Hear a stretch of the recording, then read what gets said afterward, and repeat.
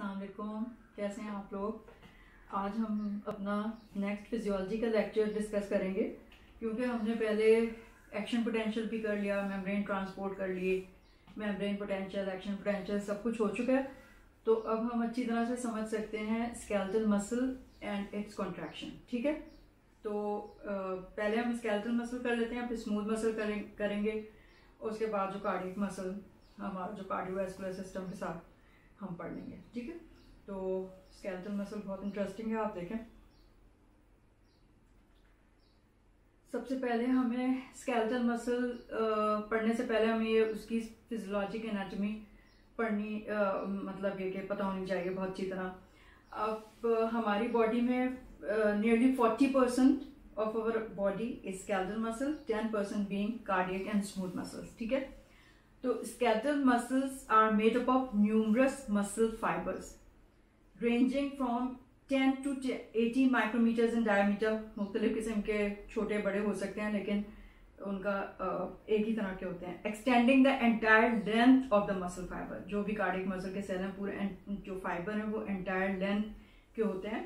Each fiber being innervated by one nerve only located in the middle of the fiber। अब हम ना इसकी बहुत अच्छी सी डायग्राम है वो देख लेंगे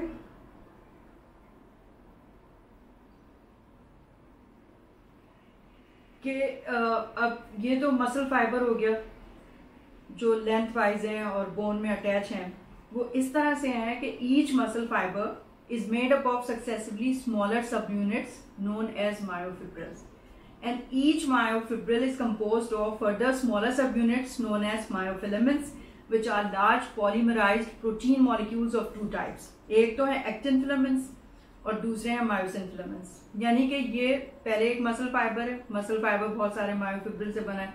मायोफिब्रिल्स जो हैं वो स्मॉलर सब यूनिट से मिलके बने हैं जो लार्ज पॉलीमराइज्ड प्रोटीन मॉलिक्यूल्स हैं, और वो दो तरह के, एक एक्टिन है और दूसरे मायोसिन फिलामेंट्स हैं। ठीक है, each myofibril is composed of 1500 adjacent actin filaments myosin filaments and 3000 actin filaments which are responsible for actual muscle contraction. ठीक है, वो हम आगे देखेंगे कैसे। पहले आप ये देख लीजिए, ये डायग्राम बहुत अच्छी सी है। अब इसमें जो है ना बोन के साथ ऊपर से आप शुरू करें, यानी कि लेफ्ट साइड पे बोन दिखाई हुई है ब्राउन कलर की। ठीक है, उस पे अटैच हुआ है, आपको पता है कि बोन में मसल जो स्केलेटल मसल है वो टेंडन से अटैच होते हैं। ठीक है, टेंडन से अटैच होते हैं। तो यहाँ पे ये दिखाया है कि जो मसल फाइबर्स है ना, जो आपको नेकेड आई से नजर आता है मसल बंडल, तो मसल फाइबर जो है वो बंडल्स में अरेंज है, और बंडल्स में वो इस तरह अरेंज है कि जो हर मसल फाइबर की एक मेम्ब्रेन है जिसको हम कहते हैं सार्कोलेमा, और उसके बाहर ना एक आउटर कोट है जो आपको इसमें नजर आ रहा है, टेंडन के साथ वो जुड़ा हुआ होता है। आउटर कोट जो होता है वो उसमें कार्बोहाइड्रेट होता है, और उसके अंदर जो है ना वो कोलेजन फिब्रिल्स होते हैं, और वो अटैच करते हैं टेंडन से, और इस तरह जो मसल फाइबर्स हैं वो बंडल्स की शक्ल में फिर अटैच हो जाते हैं बोन में। ठीक है, तो each skeletal muscle is made up of fibre, many muscle fibers which are arranged in bundles separated by sarcolemma, and each bundle of muscle fiber is again subdivided, or it is made up of smaller subunits which are known as myofibrils. Myofibrils are composed of polymerized protein molecules जिसको हम कहते हैं actin और myosin filament. ठीक है, तो अब यहाँ पे ये डायग्राम आप देखिए, बोन है, बोन के साथ टेंडन, टेंडन से मसल बंडल जुड़ा हुआ है, आप देख रहे हैं कनेक्टिव टिश्यू है इसके बीच में। ठीक है, और ये मसल हो गए, मसल फाइबर के बंडल हो गए, उसमें नर्व भी जा रही हैं, वेसल्स भी जा रही हैं। ठीक है, अब फिर नेक्स्ट आप देखें, उसके आगे जो उन्होंने एक बंडल को साथ लिया है, और फिर उसमें उन्होंने दिखाया है कि किस तरह it is made up of myofibrils. ठीक है, जो आप आगे सार्कोलेमा मसल फाइबर मेम्ब्रेन है उसमें आप देखिए, फिर myofibrils they are made up of polymerized protein molecule which are actually actin and myosin filaments।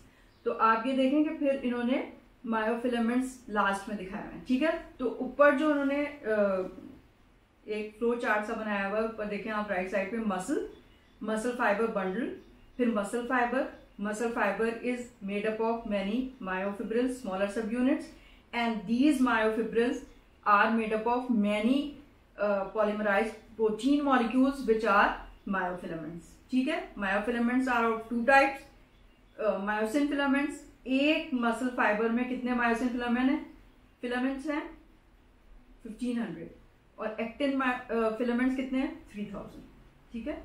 तो ये आपने देखा। अब यहाँ पे भी ये अच्छी सी डायग्राम आप देखें, इसको हम पहले डिस्कस कर लेते हैं। ये इन्होंने दिखाया मसल, बाइसेप मसल है, और उसका फिर जो है ना उन्होंने लेके यहाँ पे दिखा दिया है मसल फेसिकल, और आगे हम देखते हैं कि वो क्या कह रहे हैं इस डायग्राम में, इसको भी हम बाद में देखते हैं। सार्कोलेमा, जैसे कि मैंने आपको बताया, thin membrane that surrounds each muscle fiber consists of plasma membrane and outer coat of polysaccharide.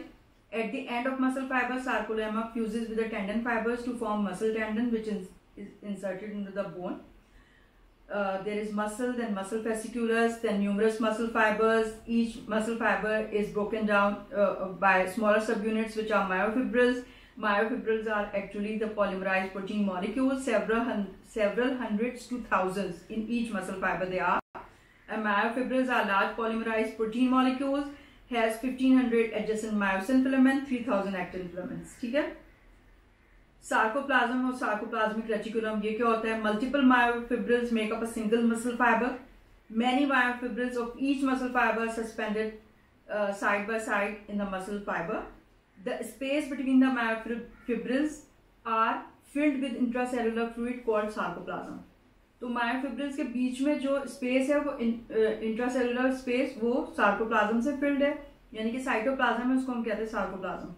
Sarcoplasm contains large quantities of iron like potassium, magnesium, phosphate plus protein enzymes and tremendous number of mitochondria. Mitochondria क्यों है? क्योंकि इतना बड़ा function करना है skeletal muscle को, मतलब contraction करनी है उसको, तो कॉन्ट्रैक्शन के लिए एनर्जी की जरूरत है। एनर्जी कहाँ से आएगी? इन the form of adenosine triphosphate. कहाँ पे बनेगी? माइटोकॉन्ड्रिया में। इसलिए इस स्केलेटल मसल फाइबर्स में बहुत सारे माइटोकॉन्ड्रिया होते हैं, ठीक है।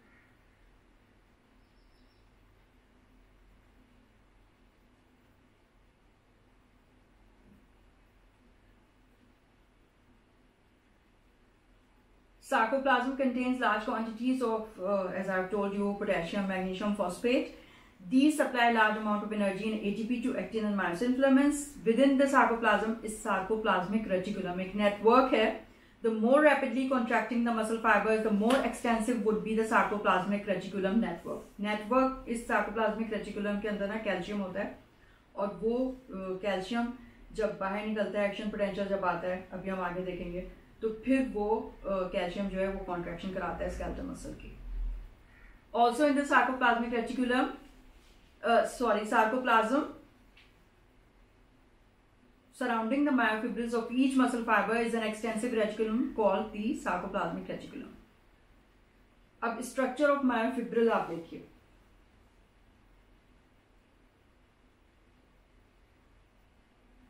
अच्छा, these myofibrils can be seen in longitudinal view in the electron microscope and they partially interdigitate and thus represent as alternate light and dark band.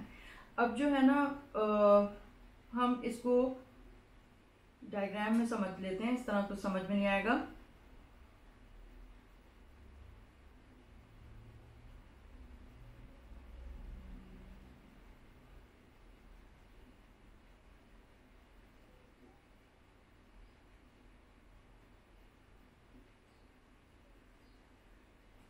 अब यहाँ पे देखें, क्योंकि ये स्ट्राइटेड मसल है स्केलेटल मसल, ठीक है। स्ट्राइटेड क्यों है? क्योंकि इसमें अगर हम देखें तो इसमें लाइट और डार्क बैंड्स होते हैं। अब ये वाली डायग्राम में आप देखिए, मसल इन्होंने अपर आर्म का मसल दिखाया हुआ है, फिर उसको लेके इन्होंने मसल फेसिकल, और फेसिकल के अंदर मतलब है कि muscle fibres they are made up of many myofibrils, each myofibril is then made up of actin and myosin filament. जो एक्टिन एंड मायोसिन फिलामेंट है वो एक दूसरे के साथ इंटरडिजिटेट करते हैं इस तरह कि जो ऑल्टरनेटिंग एक्टिन मायोसिन फिलामेंट आ रहे हैं तो वो एक स्ट्राइटेड उनका स्ट्रक्चर बन जाता है। जैसे आप इस डायग्राम में देख रहे हैं, ये देखिए कि ऑल्टरनेटिंग लाइट बैंड और डार्क बैंड बन जाते हैं, ठीक है, मसल में। और ये जो लाइट बैंड है ना, उनको हम कहते हैं आई बैंड, और लाइट बैंड में सिर्फ एक्टिन मसल होता है, ठीक है। इस तरह से इंटरडिजिटेट है कि अगर लाइट बैंड आप देखेंगे उसमें सिर्फ एक्टिन मसल आ रहा होगा, और जो ए बैंड है वो डार्क बैंड है। आई बैंड जो है वो आइसोट्रोपिक टू पोलराइज लाइट होता है, इसलिए उसको आई बैंड कहते हैं, उसमें सिर्फ एक्टिन फिलामेंट होता है। और जो ए बैंड है वो डार्क बैंड होता है, anisotropic to the polarise light होता है, और उसमें दोनों एक्टिन और मायोसिन फिलामेंट होता है, यानी कि मायोसिन फिलामेंट होता है, उसके बाद दोनों एंड उसके एक्टिन फिलामेंट भी आ रहा होता है। अच्छा, ये जो एक्टिन फिलामेंट्स हैं उनका स्ट्रक्चर इस तरह का है स्केलेटल मसल में, इस तरह से उनको सपोर्ट किया हुआ है कि दोनों साइड से actin filaments are supported by disc which are known as Z disc. और वो जितने भी मसल बंडल्स हैं और उसमें सारे जो मसल फाइबर्स हैं they are supported by the Z disc. और दो जेड डिस्क के बीच में जो एरिया है उसको हम कहते हैं सार्कोमियर। यहाँ पे आप देख रहे हैं, ये आप डायग्राम देखिए, सार्कोमियर नीचे लिखा हुआ है, और उसमें एक जेड डिस्क से दूसरे जेड डिस्क में जो एरिया है वो सार्कोमियर है। अब जब मसल रिलैक्स्ड स्टेट में होता है, इसके नीचे ये दिखाया हुआ है उन्होंने, आप देखें जो ई डायग्राम है, ठीक है, उसमें ब्लैक लाइन है दोनों साइड पे, वो जेड डिस्क है, ठीक है। और जेड डिस्क के बाद जो जिग जैग करके एक चीज आ रही है और दोनों साइड पे लाइनें जा रही हैं, वो एक्टिन फिलामेंट है।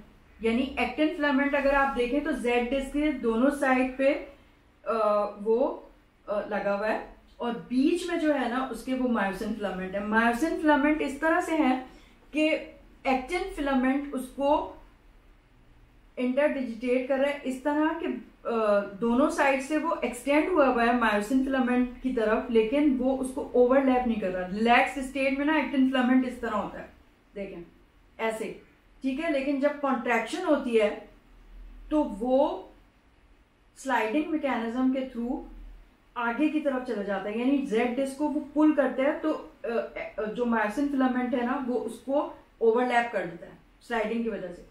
तो जाहिर है कि अगर वो आगे आएंगे, इलास्टिक हैं वो, अगर वो आगे आ जाएंगे तो जेड डिस्क भी आगे आ जाएगी, और जो सार्कोमियर का साइज है वो छोटा हो जाएगा, ठीक है। तो रिलैक्स्ड स्टेट में वो मायोसिन फिलामेंट को they just begin to overlap but they do not overlap, but when it is in contracted state they start overlapping the myosin filament। समझ में आया? तो जाहिर बात है कि जब वो अंदर आ जाएगा तो जेड डिस्क भी अंदर आ जाएंगी, तो इसका मतलब है सार्कोमियर का साइज छोटा हो जाएगा कॉन्ट्रैक्टेड स्टेट में। और जो है वो अगर रिलैक्स स्टेट में मसल होगा तो इस तरह होगा, यानी कि सार्कोमियर थोड़ा बड़ा होगा। तो कॉन्ट्रैक्टेड स्टेट में जब छोटा हो जाता है सार्कोमियर का साइज, तो वो 2 मिलीमीटर का हो जाता है, माइक्रोमीटर का, 2 मिलीमीटर माइक्रोमीटर, ठीक है। तो इस तरह से ऑर्गेनाइज हुआ है।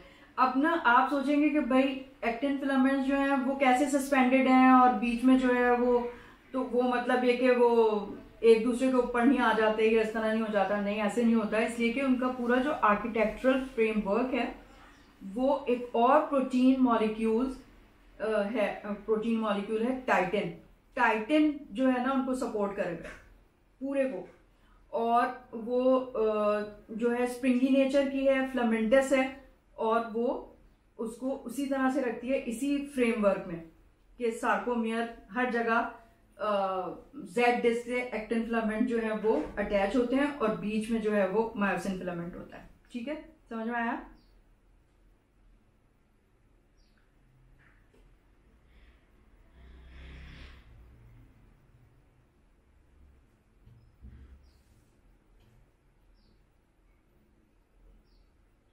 तो ये स्ट्रक्चर ऑफ अ मायोफिब्रिल मैंने आपको बता दिया, ये आप स्लाइड में देख लीजिए, ठीक है। ए बैंड और आई बैंड क्या है, फिर क्रॉस ब्रिजेस,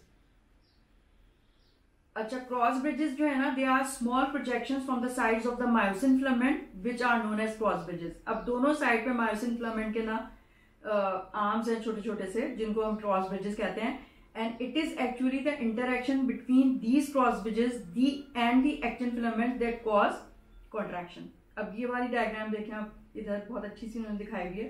ये देखिए, जो मैंने आपको बताया था, ये जेड डिस्क है, ठीक है। जेड डिस्क में आप देखें जो ब्लू कलर के हैं वो एक्टिन फिलामेंट्स हैं, यानी दोनों तरफ एक्टिन फिलामेंट जा रहे हैं, ठीक है। और जो रेड कलर के हैं बीच में, वो मायोसिन फिलामेंट है, सही है।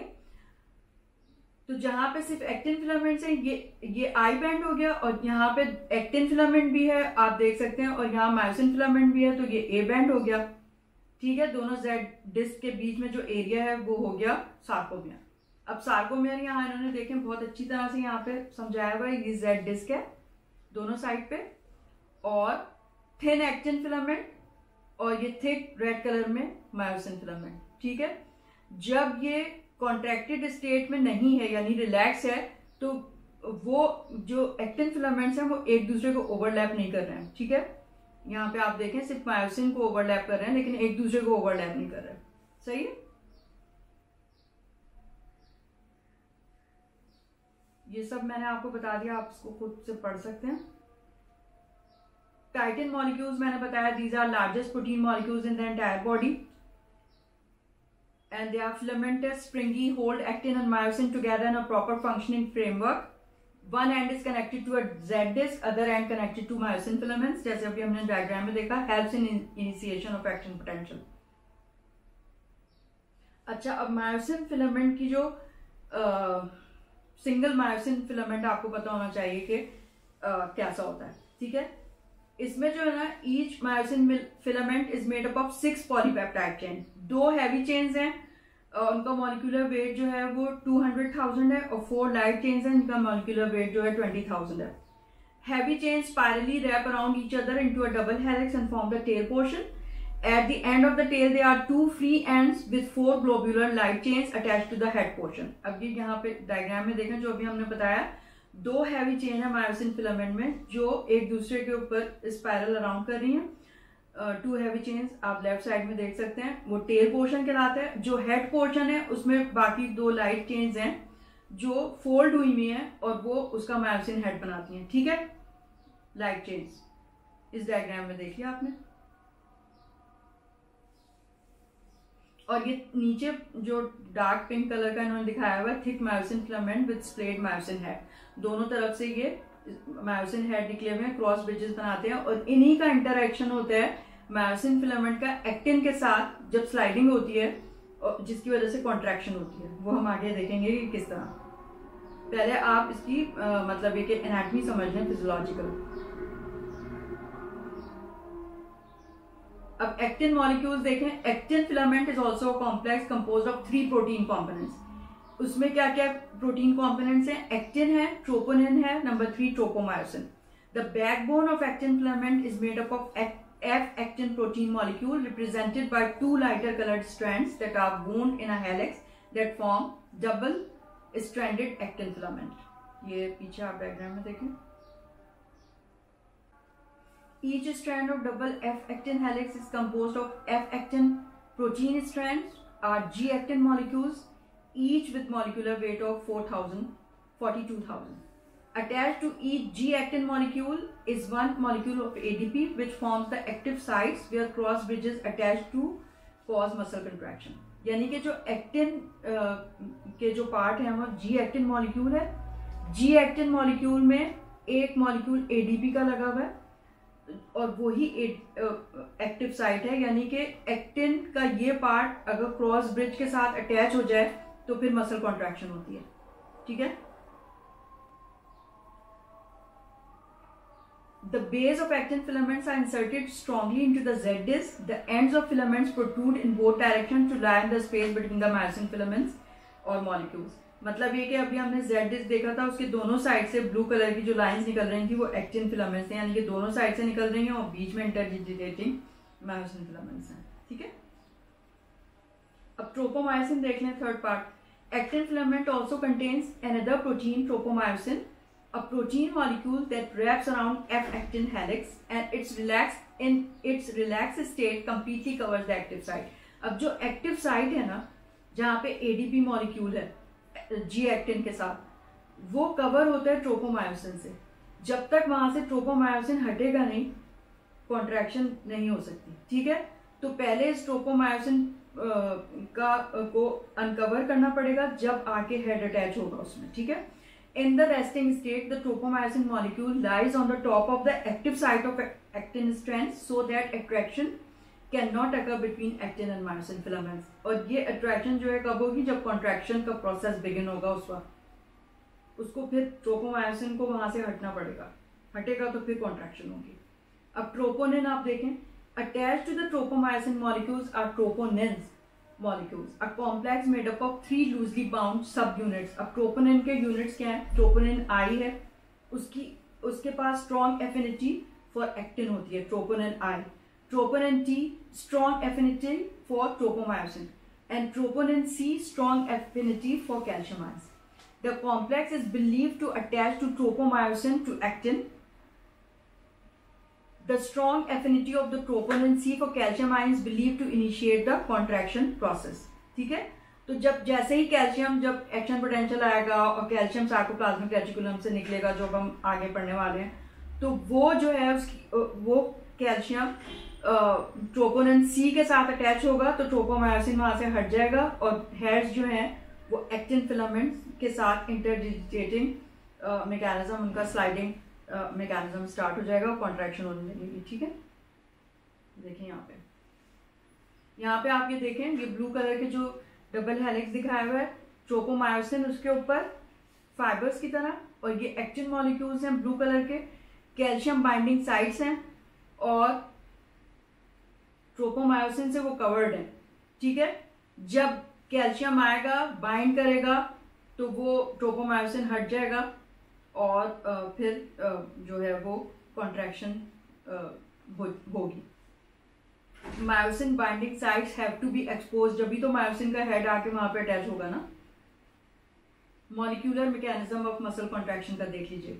Action potential travels along a motor nerve to its ending on the muscle from its axon terminal to the muscle floor through the neuromuscular junction. ठीक है, न्यूरोमस्कुलर जंक्शन हम आगे कर लेंगे. मतलब जहां नर्व खत्म होके और मसल फाइबर में मोटर नर्व जब एंटर होती है ना उसके ऊपर, तो वो एक जंक्शन बनाती है. साइनेप्स, जैसे हम दो नर्व के जंक्शन को कहते हैं, तो न्यूरोमस्कुलर जंक्शन एक नर्व की एंडिंग और मसल फाइबर की शुरू को हम कहते हैं neuromuscular junction. This nerve terminal will release a neurotransmitter, क्या? Acetylcholine. Acetylcholine binds to acetylcholine gated channel. These are ligand gated channels, sodium channels that opens to allow sodium ions to diffuse into the muscle fiber. मतलब ये कि जब action potential axon hillock से निकला, axon terminal में आया, फिर आपको पता है कि क्या होता है, कैल्शियम आयंस जो है वो अंदर गए और फिर जो है वो उस कैल्शियम की वजह से अंदर जो एसिटाइलकोलिन की वेसिकल्स थी वो जो है वो रप्चर हो जाती हैं, उसमें से न्यूरोट्रांसमीटर बाहर आ जाता है और जहां पे भी उसको जाना है, यानी कि अगर मसल फाइबर पे उसने जंक्शन बनाया हुआ है नर्व ने, तो वो मसल के अंदर आएगा जब एक्शन पोटेंशियल, तो उसको डीपोलराइज करेगा, यानी कि चैनल्स खोल देगा जो लाइगेंड बेस हैं, यानी एसिटाइलकोलिन जब बाइंड करेगी तो वो खुल जाएंगे और सोडियम अंदर चल जाएगा, तो डीपोलराइजेशन जो नर्व में थी वो मसल में भी आ जाएगी. ठीक है, after contraction is complete, now this calcium, sorry, ये हम क्या बता रहे थे, the action potential causes sarcoplasmic reticulum to release large amount of its stored calcium ions. ठीक है, अब जैसे ही सोडियम अंदर गया और डीपोलराइजेशन हुई, तो जो अंदर सार्कोप्लाज्मिक रेटिकुलम में स्टोर्ड कैल्शियम था वो रिलीज हो जाएगा. ठीक है, calcium ions cause contraction. Actin and myosin contract and slide over one another. After contraction is complete, calcium is pumped back into the sarcoplasmic reticulum by calcium pumps and awaits a new action potential to arrive. Okay?